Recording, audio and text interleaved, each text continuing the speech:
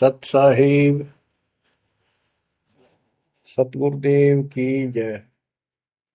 बंदी छोड़ कबीर साहिब जी की जय। बंदी छोड़ गरीबदास जी महाराज जी की जय। स्वामी राम देवानंद जी गुरु महाराज जी की जय हो।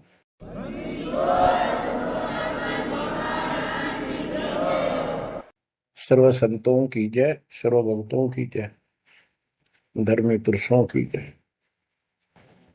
श्री काशी धाम की जय, श्री सुडानी धाम की जय, श्री क्रोथा धाम की जय, श्री बरवाड़ा धाम की जय। सत साहिब कबीर दंडवतम गोविंद गुरु, बंदो अभिजन सोए, पहले बहे प्रणाम तेनु,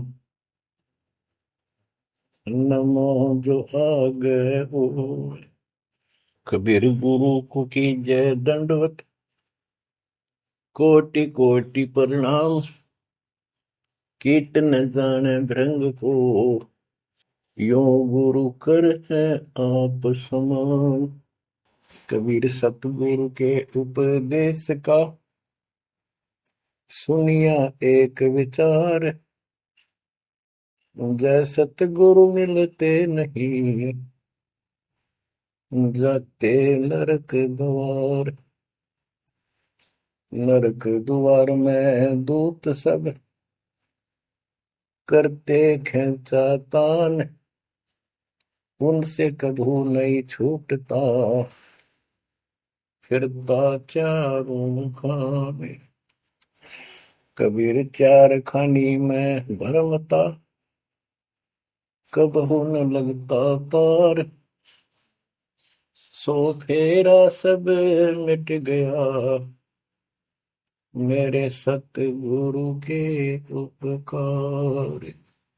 जय जय सतगुरु मेरे की,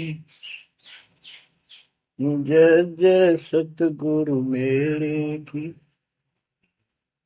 सदा साहिबी सुख से वसियो, अमरपुरी के डेरे की। जय जय सतगुरु मेरे की, जय जय सतगुरु मेरे की, सदा साहिबी सुख से वसियो, सतलोक के डेरे। निर्विकार निर्भय तू ही, और सकल वैमान, जी साधो और सकल वैमान, सब पर तेरी साहिबी, सब पर तेरी साहिबी, तुझ पर साहिब नाम, निर्विकार निर्भय। बच्चों, परमपिता परमात्मा कबीर जी की असीम कृपा से आज आपको कबीर परमेश्वर की, परमपिता परमात्मा सक्षम भगवान समर्थ परमात्मा की शरण प्राप्त हुई है।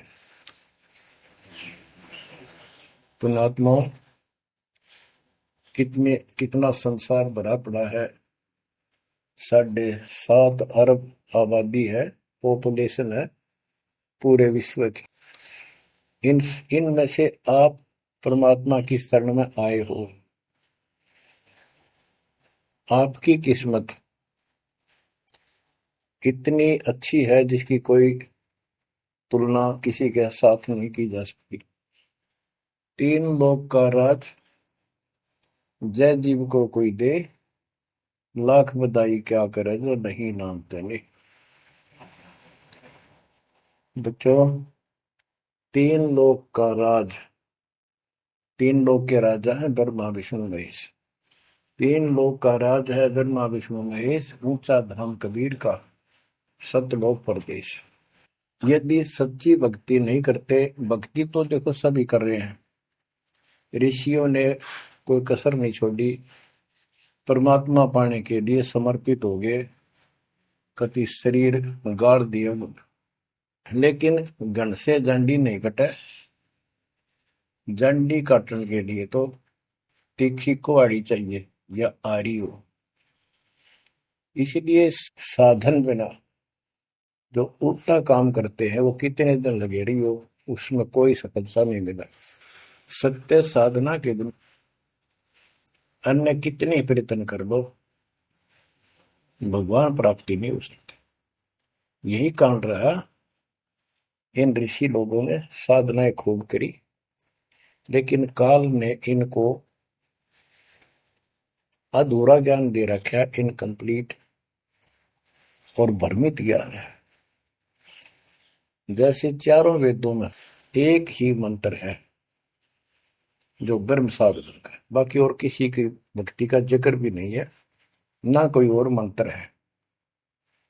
यजुर्वेद अध्याय नंबर 40 श्लोक 15 में ओम कर्तु समर कल्वे समर कर्तुम समर, उसमें लिखा है ओम नाम का जाप काम करते करते विशेष कसक के साथ और अपने जीवन का मूल कार्य कर्तु काम समझकर करो। और ओम नाम से क्या प्राप्ति होगी? श्रीमद देवी भागवत पुराण 6 स्कंद में देवी दुर्गा जी हिमालय राजा को स्पष्ट कर देती है, क्योंकि हिमालय राजा देवी का पुजारी था और वो मोक्ष की डिमांड कर रहा था, क्योंकि धन राजा के पास बहुत होता है, सब सुविधाएं होती हैं, पर वो आखिर में वो भी थोड़ी अच्छी नहीं लगती, मोक्ष मांगता है। तब दुर्गा जी कहती हैं कि राजन तू और सब बातें छोड़ दे, सब पूजा त्याग दे, ओम नाम का जाप कर, ओम नाम के जाप से तू ब्रह्म को प्राप्त होगा, जो दिव्य आकाश रूपी ब्रह्म लोक में रहता है, तेरा कल्याण हो। अब बताओ, ओम नाम से के जाप से ब्रह्म प्राप्ति होती है, ब्रह्मलोक प्राप्ति होती है। गीता अध्याय 8 श्लोक 13 में स्पष्ट किया है कि गीता बोलने वाला ही ब्रह्म है, काल है। ओम इति एक अक्षरम ब्रह्म विहारण माम अनुसमरण ये पर्याति तजंदेहम स याति परमाम गति। मुझ ब्रह्म का केवल ओम एक अक्षर है, इसका अंतिम सांस तक जो स्मरण करता हुआ शरीर छोड़कर जाता है, वो मेरे वाली परम गति, ओम से होने वाली परम गति को प्राप्त होता है। जिस समय ब्रह्मा जी और विष्णु जी का आपस में युद्ध हो जाता है, ये काल शिव रूप में प्रकट होता है, इन दोनों को समझाता है कि तुम भगवान नहीं हो, कहां अपने आप को ईश मान बैठे, और सुन लो, तुम्हारे तप के प्रतिफल में मैंने तुम्हें एक एक जोग दी है, ब्रह्मा को उत्पत्ति, तेरे को सतीथि पालन, इसी प्रकार शंकर को संहार, और मेरा 5 अवयव से तैयार होकर के ये एक ओम अक्षर बना है, ये मेरा मंत्र, इसका जाप को तुम्हारा कल्याण हो। एक तो इससे तो होगा कि वो ब्रह्म था जो ब्रह्मा विष्णु महेश को मिला था शिव जी के रूप में। बच्चों, ये है तत्व ज्ञान निष्कर्ष सारे अध्यात्म का। और प्रसंग चल रहा है कि ऋषियों ने साधनाएं बहुत की, शरीर गाल दिए, दिन रात एक कर दिया। बच्चों, ओम नाम तो इन्होंने ले लिया वेद से, क्योंकि पहले वेद थे पुराण, इनके ऋषियों की रचना है, बाद की बात, इनका अनुभव होता गया, जिससे सुनी सुनाई दंत कथा इसमें लिखी थी, कुछ सच्ची कुछ झूठी, कुछ वेदों से कुछ अपना अनुभव, ये पुराणों का एक संग्रह है। उधर से देवी महापुराण 3 स्कंद में नारद जी अपने पिता ब्रह्मा जी से प्रश्न करते हैं, हे पिता, कृपा मेरा एक प्रश्न का शंका का समाधान करो, ये सृष्टि किसने रची, कैसे रचेगी? तो ब्रह्मा जी कहते हैं, बेटा नारद, इसका क्या उत्तर दूं?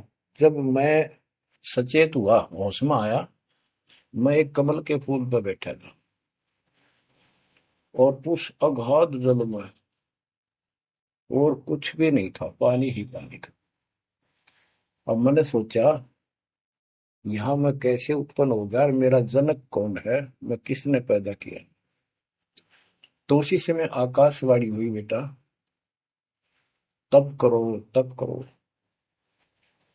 मैंने 1000 वर्ष तक तप किया, फिर आकाशवाणी हुई, अब सृष्टि करो। गरीबदास जी ने 2 पंक्तियों में एक चौपाई में सीधा स्पष्ट कर दिया है कि तपो तपो कर वाक्य सुनाया, सृष्टि रचो बल मेरी माया, लोक रचो बल मेरी माया। तो ओम जाप तो ऋषियों ने ले लिया वेदों से, और ब्रह्मा जी इनका फर्स्ट गाइड है, प्रथम गुरु है। इसी से वेद इन्होंने सीखे समझे हैं। ये इन ब्राह्मणों का पिता है, जनक है, ऋषि इसी की संतान है। तो इन्होंने ब्रह्मा जी से तप ले लिया कि ब्रह्मा जी ने को आकाशवाणी हुई भगवान की, इसलिए तप तप भी करते रहे। फिर ओम नाम का जाप यू खिचड़ी करके इन्होंने साधनाएं की। ये आकाशवाणी की थी काल ब्रह्म ने। इनका भ्रम था कि परमात्मा, इसी को परमात्मा मान रहे हो, दिखता नहीं बस। तो इस जाप से और इस तप से इनमें सिद्धियां आ गई, परमाणु बन गए, चमत्कार होने लग गए। तो इन्होंने इसी को अपना मोक्ष और भक्ति की अंतिम उपलब्धि मान ली। ओम नाम के जाप से ये ब्रह्म लोक में जाएंगे, वहां हजारों वर्षों तक अपना पन भोगेंगे, मौज मस्ती मारेंगे, सारी बकवाद करेंगे जो धरती पर ना होती। वह और क्या है, स्वर्ग में ये बकवाद ही है, नाचने गाने वाली मेरी वैश्यावृत्ति, उसी को सुख मानता है मन। तो इसे तो यहाँ डरे डोए, इसे वहां डोए जाके, फिर पुण्य खत्म करके वह मौज वहां मस्ती करके ये फिर पृथ्वी पर आते हैं। जैसे गीता के 8 श्लोक 16 में स्पष्ट किया है कि ब्रह्म लोक में गए हुए भी पुनरावृत्ति में है, वापस जन्म मृत्यु में आते हैं। तो ये तत्व ज्ञान है, सब ग्रंथों का सार निकल गया कि ओम नाम के जाप से ब्रह्मलोक प्राप्ति, ब्रह्मलोक में गए हुए पुनरावृत्ति जन्म मृत्यु में होता है उनका। तो मोक्ष खाक हुआ, ये क्या मुक्ति हुई। गरीबदास जी कहते हैं ये अरट का कुआ लोई यागड़ बंधा है सब कोई, कीड़ी कुंजर और अवतारा, हर हट डोर बंधे कई बार। अब तब से इनमें सिद्धियां आ गई। जैसे चुनक ऋषि में गरीबदास जी ने कहा इतनी गजब की सिद्धियां थी, वो चाहे वह तो पृथ्वी को नष्ट कर दे और दूसरे क्षण उसको एज इट इज बना दे, इतनी सिद्धियां थी। अब काल इनको भी देख कर राजी निकदे भगवान बन बैठे, तेरी वैल्यू ना रहे। मानदाता चक्रवर्ती राजा था जिसका पूरी पृथ्वी पर शासन होता है। वो साल 2 साल में 10 साल में एक परीक्षण करते हैं कि कोई राजा मेरे विरुद्ध तो नहीं चल रहा है, मेरी पराधीन है कि नहीं। इसलिए घोड़ा छोड़ते हैं, उस पर लिख दिया जाता है जिसको मानदाता राजा चक्रवर्ती की पराधीनता स्वीकार न हो, इस घोड़े को बांध ले, युद्ध के लिए तैयार हो जा। तो सारी पृथ्वी पर घूमे, किसी ने घोड़ा पकड़ा नहीं। उस पर लिखा रखा था, उस पर लिखा हुआ था कि राजा की 72 सौणी सेना है। तो किसी की हिम्मत नहीं पड़ी। चुनक ऋषि की कुटिया के पास से वो जा रहे थे, हजारों सैनिक, आगे आगे घोड़ा खाली, कोई बैठा नहीं उस पे। तो ऋषि ने पूछा कि घोड़ा कैसा है, इस पे सवार क्यों नहीं। बताया उन सैनिकों ने, ऐसा ऐसा काट हम सारा घूमे, किसी ने राजा का घोड़ा नहीं पकड़ा, यानी किसी ने युद्ध नहीं उठा। दूसरा कहने लगा किसकी मां ने दूध पिलाया, राजा का घोड़ा पकड़ दे, बेहतर छोड़ी सेना, ये कर दे वो कर दे। ऋषि बोला भाई किसी ने ना पकड़ा तो मैं पकड़ देता हूँ और कह दो आपके राजा को। सुनक ऋषि ने उसका युद्ध स्वीकार कर लिया, घोड़ा बांध दिया वह वहीं पर एक पेड़ का। सैनिक बोले रहे कंगाल तय दाने खाने को नहीं, क्यों मजाक कर रहा है, फिर युद्ध मानदाता चक्रवर्ती के साथ करेगा, क्यों तेरी शायद बोल दे रही है, अपना बदले रहा हूं। वो बोला भाई मेरे भाग में ऐसा ही है, वोट लिया मैंने युद्ध जाऊं। राजा ने 18 अक्षौणी सेना, एक अक्षौणी सेना में 2 लाख के करीब बताते सैनिक होते हैं, ऐसी कोई काउंटिंग उनकी होती थी पुराने समय में। यानी 36 लाख आदमी भेज दिए एक ऋषि को मारने के लिए, ताकि भय बैठे जनता में किसी की और हिम्मत ना हो। और ऋषि कहते गरीबदास जी ने कहा ऐसा जादू तपस्वी था, उसने चार अपनी सिद्धि शक्ति से चार परमाणु बना लिए। एक पुतली परमाणु छोड़ दिया, 18 सोने का नष्ट कर दिया, काटगिरी कति कतलेआम मचा दिया। फिर दूसरी तीसरी ऐसे 72 सोनी सेना को खत्म कर दिया। राजा मुंदे मुंह पड़ गया, अपनी जान बचाई।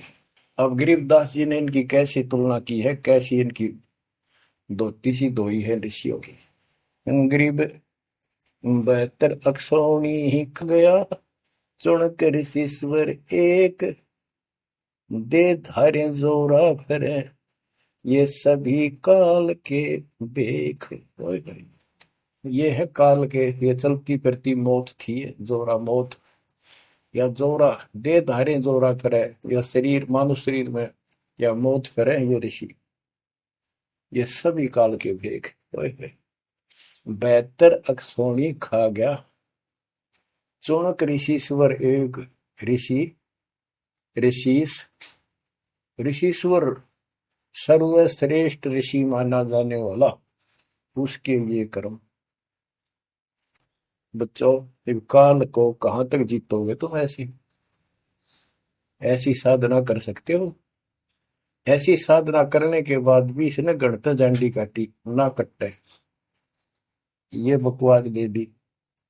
अब जितने वो जीव मरे, चाहे को हथियार तो मार दे, चाहे अपनी सिद्धि तो मार दे, वो पाप न्यारे लिखे जाते हैं। जब ये कभी स्वर्ग से वापस आओगा, महास्वर्ग से यानी ब्रह्मलोक से, क्यों ओम नाम के जाप से ब्रह्म भी वहां भी जाएगा। काल का इतना जबरदस्त षड्यंत्र है, आप सोच भी नहीं सकते। गरीबदास जी कहते हैं, सतगुरु आए दया करी, ऐसे दीन दयाल, बंदी छोड़ वृतास का, जठर अग्नि प्रतिपाल। वो सतगुरु खुद है, परमात्मा सतगुरु रूप में। ऐसे दीन दयाल हैं, ये बंदी छोड़ हैं। इन्होंने आके काल के षड्यंत्र को, इस सारे जाल को समझाया। जब ये ब्रह्मलोक में भी सुख भोग कर नीचे पटकेंगे, इसको कुत्ता बनेगा चणक ऋषि वाली आत्मा। और वो जितने जीव मारे थे, इसके शर में कीड़े पड़ेंगे, नोच नोच कर बदला लेंगे। एक समय की बात है, गुरु शिष्य चले जा रहे थे, एक मछियारा मच्छी पकड़ा था, वह गाड़ के पकड़ के बाहर गिरा था, और वो तड़प कर मरे थी। शिष्य बोला, गुरुदेव, इस पापी आत्मा को क्या सजा मिलेगी, कैसा जन्म होगा इसका? गुरु जी बोले, बताओगे कभी समय आएगा। 3, 4, 5 वर्ष के बाद क्या देखा, एक हाथी का बच्चा उछल कूद मचा रहा था, हाथी, और 2 पेड़ों के बीच में फंस गया। फंस के धक्कम धक्का होकर निकलता गया, पर खाल घनी छुल गई। बारिश के दिनों में उसके कीड़े पड़ गए, और इतने पड़ गए कि वो पड़ा पड़ा चल रहा, और सारे शरीर पर कीड़े चले। शिष्य और गुरु जी उस रास्ते से जा रहे थे। शिष्य ने पूछा, गुरुदेव, इस प्राणी ने कौन से दिन में ऐसा पाप किया जो इतना कष्ट, इतने कीड़े पड़ गए? तो बोला, बेटा अब सुन ले उत्तर उस मछियारे का। ये मछियारा था, जितनी मछली इसने तड़पा कर मारी, आज इसको तड़पा कर वो कीड़े बनकर खाने लग गए। गरीबदास जी कहते, तुमने उत्तर गया का मैल क्या, धर्मराज के तिल तिल का लेख। बच्चों, आंख खोल लो, कौन सी दुनिया में घूम रहे हो तुम? 2 दिन का जीवन है, कल मृत्यु हो जाएगी। धक्के खाते आंडोगे, राज और पाट और ये मैल और कोठी, कोई गिरना चाहता है। तो बच्चों, तत्व भेद कोई ना कह रहे झूमक रहा, जो पैसे ऊपर नाच सुनो रही झूमक रहा। और कोटो मध्य कोई नहीं रे झूमक रहा, अरबों में कोई गर्क सुनो रही झूमक रहा। इस तत्व ज्ञान के बताने वाले तुझे करोड़ और करोड़ों में नहीं मिलेगा, अरबों में कोई ग्रह को, कंप्लीट इन ऑल रिस्पेक्ट। 7.5 अरब आबादी है आज वर्ल्ड की, सारे संसार की। 10 के अतिरिक्त विश्व में इस ज्ञान का जानकार कोई नहीं। आपका सौभाग्य बच्चों, आपको उस परम पिता का सच्चा मार्ग मिल रहा है। समर्थ परमात्मा कबीर जी की शरण प्राप्त हुई है, इसलिए दास कह रहा है। तो बच्चों, आपके किस्मत के साथ यदि ब्रह्मा विष्णु महेश को तो ले, आपका पास्य नहीं हो। ये तो अपना कर्म मलाई खा रहे हैं, भविष्य कुछ नहीं इनका। यह बात जिस दिन तुम्हारे समझ में आ जाएगी, उस दिन तुम भगत बन गए पक्के। और बच्चों, कबीर साहब सारी सृष्टि के रचने वाले, सबके पालक, सबके उत्पत्ति करता, कर्म के लेख को मिटाने वाले परमपिता परमात्मा आपको प्राप्त हुए। सारी सृष्टि में दास के अतिरिक्त इस अध्यात्म ज्ञान के जानने वाला कोई नहीं। तो पुण्यात्माओं, बच्चों, आपको समर्थ परमात्मा और पूर्ण सतगुरु और कंप्लीट स्पिरिचुअल नॉलेज, संपूर्ण अध्यात्म ज्ञान प्राप्त है। आपकी ऐसी किस्मत है, लख चुसूरा जूझ ही लख बरसावत दे, लख वरेती जिहान में तो सतगुरु शरणा। आप इतनी अच्छी आत्मा हो, आप इसको हल्के में ना लेना। परमात्मा की देखो कृपा कैसे हो रही है आपके ऊपर। ये आपका पिता है, आपका अपना है। जहां हम आए हुए हैं, ये हमारा शत्रु है, दुश्मन है। इसने हमारी दुरुक्ति कर रखी है। दुरुक्ति करवाने के लिए इसने बहुत व्यवस्था कर रखी है, इतनी सूझबूझ से। जिनको हम परमात्मा की श्रेणी में लेते थे, अवतार माना करते थे, आए थे वो श्री राम, श्री कृष्ण, विष्णु जी, शंकर और ब्रह्मा जी। इनको भी आज तक पता नहीं यू हो क्या रहा है, क्यों ऐसा क्यों हो रहा है। और आज आपके समक्ष इसका दाना दाना गिन दिया गया है। सच्चाई 100 की 100 है। आपकी बुद्धि कद काम करेगी वो अलग बात है। जैसे एक छोटा सा बच्चा होता है, वो कोई चीज उठा लेगा और पूछेगा माँ या पापा, भाई, बड़े बहन से, ये क्या है। वो बताएगा ये पेन है। वो पूछता है पेन है पेन है। वो नो ए कहता कहता उसमें डर के चला जाएगा ना। वो नो स्वीकार करे ये पेन नहीं है, पेन है ना, नो कहे पेन नहीं है। क्योंकि उसको पता है तो जिससे तू पूछ रहा है ये जानकार है और अपना है। इसलिए इस प्रकार जब उसकी ए मिट जाती है, थोड़ा सियाना समझदार हो जाता है, उसमें वैसे भी कहते हैं बेटा या बेटी को, भाई पेन ले उठा के, बेटा बेटी भाग्या जाता है, पेन उठा के लाता है। वो समझ गया पेन कहाँ है और कैसा है और क्या काम आता है। इसी प्रकार अभी आपकी ए बेसिक ना मिटो, पर ये पेन पेन ही है। समर्थ परमात्मा सतपुरुष कबीर साहब है, और विश्व में किसी के पास ज्ञान नहीं है, धरती पर नहीं है। और वो रजा आज आपके ऊपर हो चुकी है। आप इस भक्ति को करते रहो बच्चों। बड़ी अच्छी किस्मत पाई। इस संसार में सुख नाम की चीज नहीं है, आप खूब समझ लो। कबीर साहब कहते झूठे सुख को सुख है ये मान रहा मनमोद, ये सकल चबीना काल का कुछ मुख में कुछ बोध। इसने सुख मान रहे हम तो, कोठी होगी, कार होगी, फैक्ट्री होगी, संतान होगी, बस। कहते खाई खुराक, पहन पोशाक, यम का बकरा पलता है। भाई पंदर सुखिया कोई न देखा, जो देखा सो दुखिया हो। उदय अस्त की बात करते हैं, सबका किया विवेक का हो।